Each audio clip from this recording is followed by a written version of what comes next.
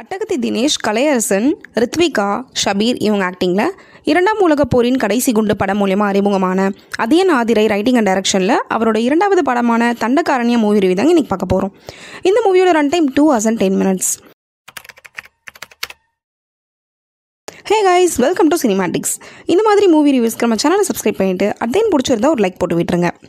இந்த படத்தோட story synopsis என்னென்னா, ஒரு பழங்குடி இனத்தை சேர்ந்த கலையரசன் கிருஷ்ணகிரி பையூர் காட்டு பகுதியில் தன் குடும்பத்தோடு வாழ்ந்துட்டு வராரு.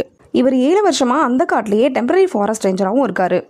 கலையரசனான அட்டகத்தி தினேஷ் தம் மக்களுக்கு எதிராக என்ன தப்பு நடந்தாலும் அந்த ஊர் போலீஸையும் பண்ணையாரையும் தட்டி கேட்குற ஒரு தைரியமான ஆள். இப்படி ஒரு நாள் போலீஸும் பண்ணையாரும் பண்ணுற பெரிய தப்பை தினேஷ் மீடியாவுக்கு எக்ஸ்போஸ் பண்ண டிபார்ட்மெண்ட்லேருந்து கலையரசனை வேலையை விட்டு தூக்கிடுறாங்க. இப்போது தினேஷ் தான் நிலத்தையெல்லாம் விற்று கலையரசனை ராஞ்சியில் இருக்கிற ஒரு ஆர்மி ட்ரைனிங் அகாடமியில் சேர்த்து விடுறாரு.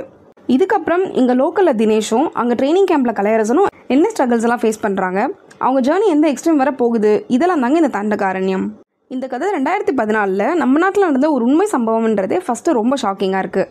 ட்ரைனிங் கேம்பில் ஆரம்பிக்கிற இந்த கதை ஃபீல்டில் அவங்க படுற கஷ்டத்தையும் அதிகாரம்ன்ற பேரில் பண்ணுற கொடுமையையும் உண்மைக்கு நெருக்கமாகவே சொல்லியிருந்தாங்க. பழங்குடி மக்களுக்கு நடக்கிற அநீதியை யதார்த்தமாகவே இதில் போர்ட்ரே பண்ணியிருந்தாங்க. மேக்கிங்லேயுமே ஒரு டிஃப்ரெண்ட்டான மூவி ஃபீலை தான் கொடுத்துச்சு. மெயின் லீடோட கேரக்டர் ஆர்க் எல்லாமே செமையாக எழுதப்பட்டிருக்கு. கலையரசன் ஷபீர்க்குள்ள ரிலேஷன்ஷிப் ஆகட்டும், செகண்ட் ஹாஃபில் கலையரசன் ஃபோன் கால் பண்ணுறதுக்காக கேம்பை விட்டு வெளில போகிற சீன், செலெக்ஷனுக்கு ஓடும்போது கலையரசன் ஷபீருக்கு ஹெல்ப் பண்ணுற சீன்னு இந்த மாதிரி சீக்வன்ஸாக நிறைய இடங்களில் இன்ட்ரெஸ்டிங்காக கொடுத்துருந்தாங்க.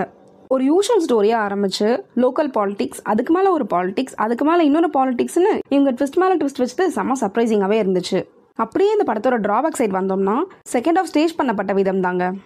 ஃபர்ஸ்ட் ஹாஃப் ராஸ்டிக்காக கிரவுண்ட் லெவல்லேருந்து ஒரு ஸ்டோரியாக சொல்லிட்டு செகண்ட் ஹாஃப் அப்படியே கமர்ஷியலாக கொண்டு போயிட்டாங்க. அதேன் தினேஷ் கேரக்டர்லாம் ஓவர் கமர்ஷியல் பண்ணப்பட்ட ஃபீல் தாங்க வந்துச்சு. இவ்வளோ ஹீரோயிசம் காட்டாமல் கொஞ்சம் உண்மைக்கு நெருக்கமாகவே சொல்லியிருந்திருக்கலாம்.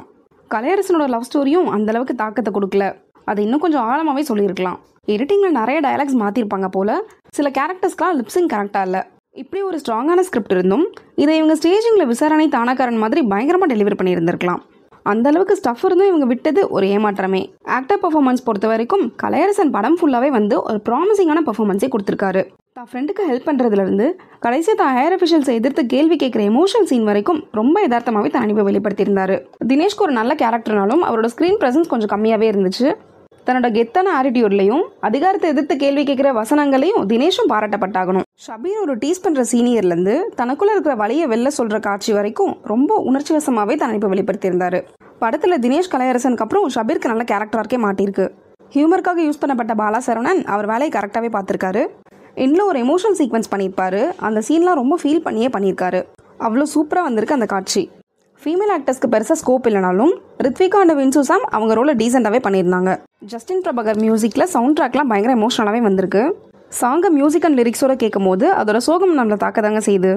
இளையராஜாவோட ரெட்ரோ சாங்ஸ் யூஸ் பண்ணப்பட்ட இடம் பெருசாக ஒர்க் அவுட் ஆகலை.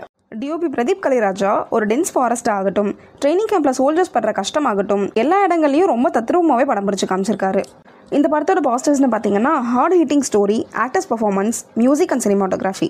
நெகட்டிவ்ஸ்னு பார்த்தீங்கன்னா சில இடங்களில் லேக் ஆகிற screenplay, over cinematic second half, shallow writing and editing இன்னும் கொஞ்சம் கவனம் செலுத்தியிருக்கலாம். ஓவராலாக ஒரு உண்மை சம்பவத்தை வச்சு ஒரு பெரிய இம்பாக்ட் கொடுத்துருக்கக்கூடிய படம்ங்க. பட் கொஞ்சம் மிஸ் ஆயிடுச்சு. So don't miss out the average impact of Dandakaranyam. Cinematics rating for this movie is 6.5 out of 10. Thank you guys.